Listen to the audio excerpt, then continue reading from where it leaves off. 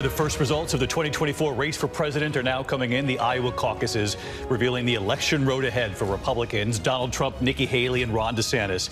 Take a look as we come on the air here. ABC News is now projecting, based on analysis of the entrance polling, that former President Donald Trump will win Iowa, where he had nearly a 30-point lead heading into the Iowa caucuses tonight. Nikki Haley and Ron DeSantis are now in a crucial race for second place, with the New Hampshire primary, of course, on the horizon.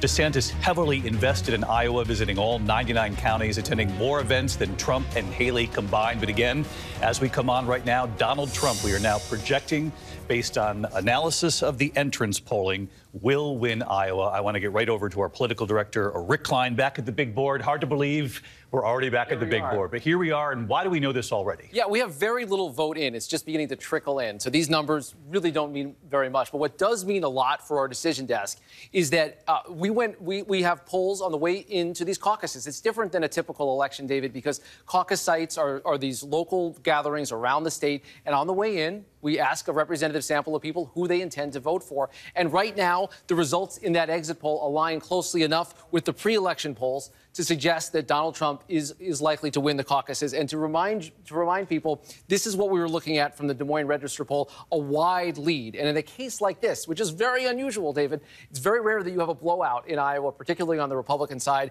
But in a case like this, when those entrance polls align very closely with the public polling, we have confidence at ABC News that Donald Trump is likely to win. We should note the caveat. The votes are still being counted in many locations. In some locations, the voting hasn't even started yet because of the way caucuses work. But on their way in tonight, Donald Trump showing sufficient support that our team feels confident that he's going to win. Okay, let's stick with these numbers that you have up there right now, and we'll explain to our viewers that these are the numbers on the eve of the Iowa caucuses, the famous Des Moines Register poll that people put so much faith in because it's so often very close to what actually happens during the Iowa caucuses. And it showed that Donald Trump was way ahead of Nikki Haley and Ron DeSantis, that we would be looking at a Haley-DeSantis crucial race for second, which I said moments ago. It appears to be playing out here tonight.